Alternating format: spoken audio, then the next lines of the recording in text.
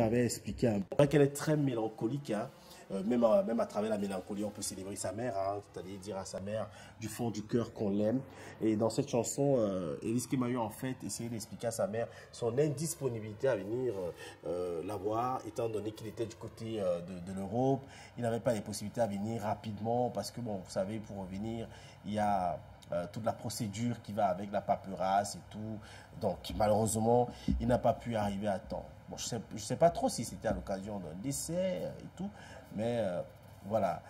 Oui, Roméo, tu disais du décès de sa mère. Donc, il n'a pas pu, voilà, il n'a pas pu participer au décès de sa mère à cause des procédures administratives liées au transport aérien. Donc, voilà. Et aujourd'hui, il regrette amèrement, hein, cet état des choses et a choisi de lui faire cette chanson en hommage, hein. Et moi, je connais un monsieur, hein, le docteur Laringemi, lui, je sais que ça lui fait fondre le cœur. C'est vrai que ce n'était pas mon intention ce matin. Docteur Laringemi, pour ceux qui le connaissent, sur WhatsApp, sa photo de profil, c'est sa mère. Et il aime sa mère, il adore sa mère et il n'hésite pas à lui rendre hommage quand il peut. Docteur, bonjour. Bonjour Charles Fils, bonjour à tous ceux qui nous regardent. Et ça, voilà, c'est vrai, ça me fait fondre, ça il faut le dire. Je sais. Voilà, qu'elle repose en paix, bien évidemment. Je voudrais saisir l'occasion également pour souhaiter bonne fête à tous les mamans. Ouais. Bien évidemment, commençant par Maman Dinali, PDG de LTM. Voilà, télévision. Alors, je voudrais également souhaiter à tous ces mamans-là que j'accompagne dans le cadre de la gériatrie, ces personnes âgées, ces mamans. Oui. Charles Fils, je voudrais vous le rappeler. Oui. Ça, vous savez, notre première bénédiction sur terre, c'est notre maman. Tout à fait. Il faut que vous le sachiez. Ça, c'est très important de le savoir. Alors, je ne voudrais pas dire que j'étais un peu contre quand vous dites que toutes les femmes sont les mamans. Permettez-moi. Vous n'êtes pas très d'accord avec moi? Je n'étais pas très d'accord parce que je voudrais dire, si j'ai souhaité bonne fête à ces mamans-là, hein, qui ont mis au monde les enfants et qui ont accepté d'élever les enfants également. Parce que je voudrais vous dire, moi j'ai rencontré des femmes qui refusent d'élever les enfants. Ça, on ne les appelle pas les mamans. Ça, c'est mon point de vue. Hein. Je suis d'accord avec vous. Donc, je voudrais souhaiter à ceux-là qui ont mis au monde ces enfants et ceux-là qui ont accepté d'élever des enfants. Je les souhaite une très bonne fête. Voilà. Peut-être pour ne pas aller en profondeur dans le débat, hein, pour mieux m'expliquer, en fait, je suis en train de dire que les enfants automatiquement appellent toutes les femmes maman. Voilà. Vous voyez, et c'est divers en fait. Alors pour ces femmes qui refusent justement d'assumer leurs responsabilités, bon, il va de soi, hein, que vous refusez de les appeler maman, parce qu'en fait, elles ont refusé de se faire appeler maman. Mais les enfants, automatiquement, vous allez voir un enfant, il veut pas connaître bien sûr. Voilà. Si la femme a eu un enfant ou pas, quand elle est avec sa mère, elle dit, la maman là m'a tapé, la maman là m'a donné un bonbon. Je suis d'accord. Voilà, c'était un peu dans ce sens-là. Dans chacune, voilà, devrait. Maintenant, il y en a qui n'ont pas la possibilité de faire des enfants, qui sont des femmes stériles. Mais qui élèvent des enfants. Mais qui élèvent des enfants, qui ont quand même ce côté maternel. Au lieu d'avoir de l'aigreur. Hein. Voilà. Par contre, nous, ce matin, nous parlons d'hypercalcémie. Alors, dans calcémie, je vois calcium, sauf si je me trompe. Non, mais c'est bien ça. Voilà. Alors, docteur, c'est donc quoi l'hypercalcémie? Voilà, justement, l'hypercalcémie, il faut dire aussi qu'il y a l'hypocalcémie, qui est le contraire de l'hypercalcémie, c'est-à-dire l'élévation, un taux élevé de calcium dans du sang, ça il faut le rappeler, voilà, il faut dire que beaucoup de gens d'ailleurs l'ignorent, que l'hypercalcémie justement a un impact direct sur nos organes. Les complications sont vraiment, pour ne pas dire mortelles. Voilà, c'est ce qu'il faut rappeler déjà ce matin. Voilà. Alors, des symptômes, il y en a? Oui, les symptômes, il y en a. Moi, je voudrais commencer avec ce qu'on appelle faiblesse musculaire. Faiblesse musculaire. Contrairement à ceux qui pensent que quand on a une faiblesse musculaire, il faut prendre beaucoup de calcium. Voilà, vous comprenez un peu ça, ou bien encore des crampes. Ça, je crois, sur ce plateau, quand nous parlons des crampes, je le disais à antenne que évitez de croire que quand vous avez des crampes, c'est un problème de calcium tout simplement. Voilà.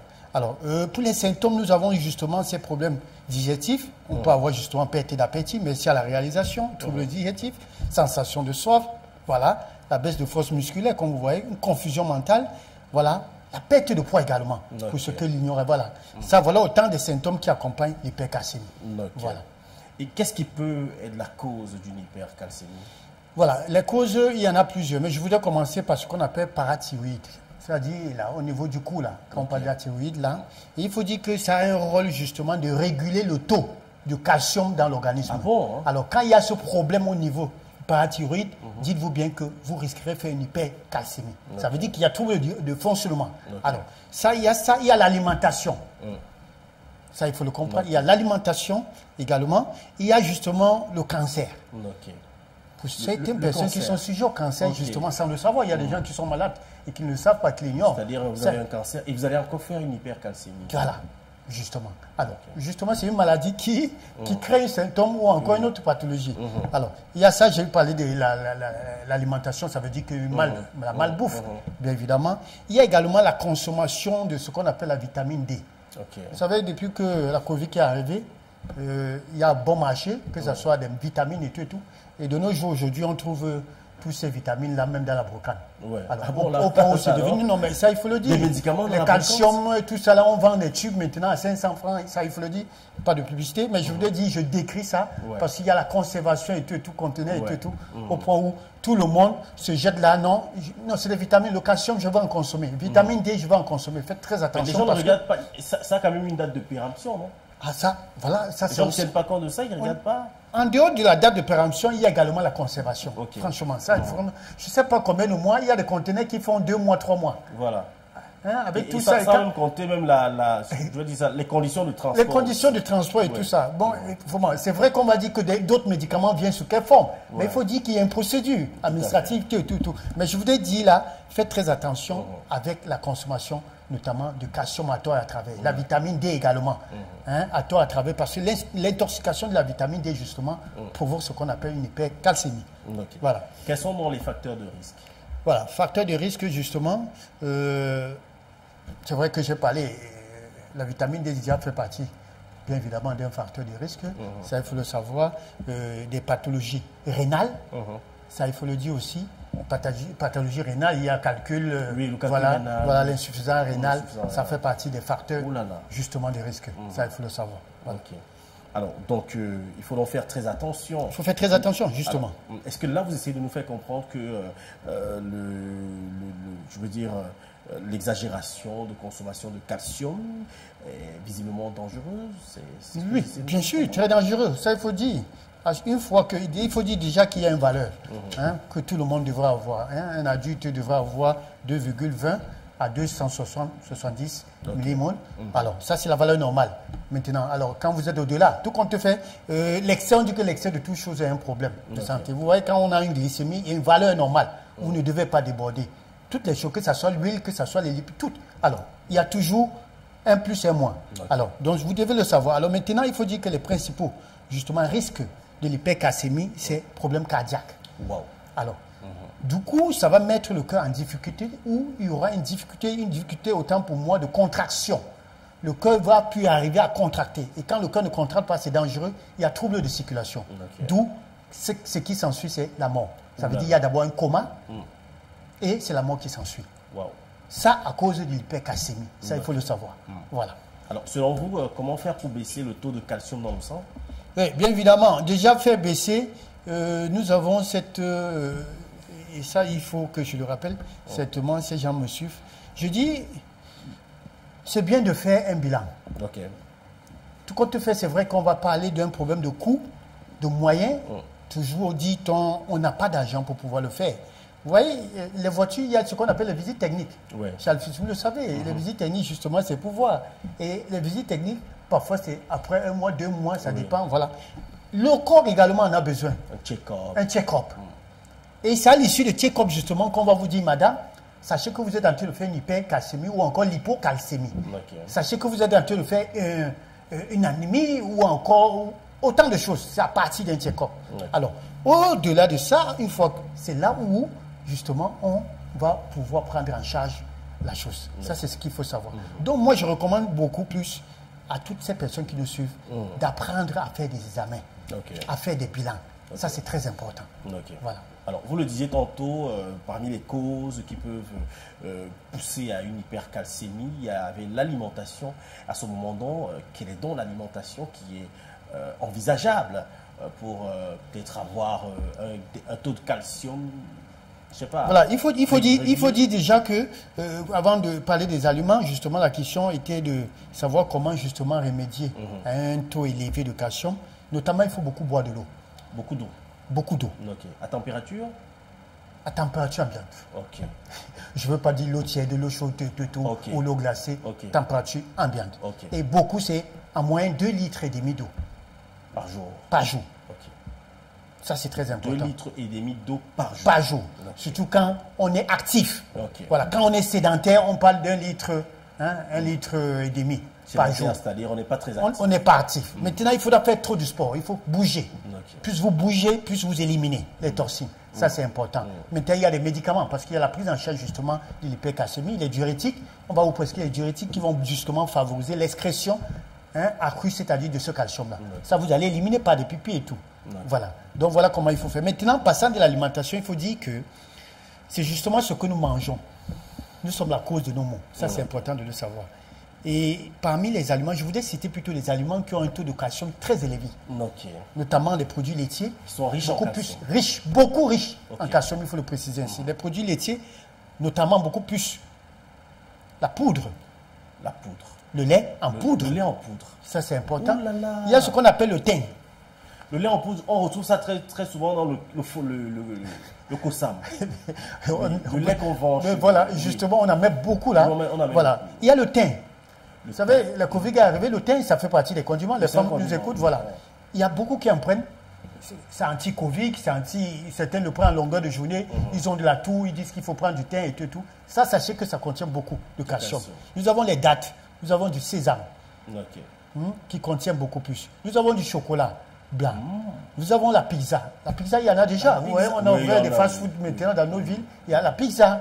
Ça également. Nous avons la sardine, l'huile de la sardine contient du calcium. Les sardines. Nous avons... Entre- Ah, vous riez, cher fils, je sais Non, pas non, pourquoi. c'est pourquoi on appelle ça piment à la sardine, non? Ah bon? Oui. Ah, ok.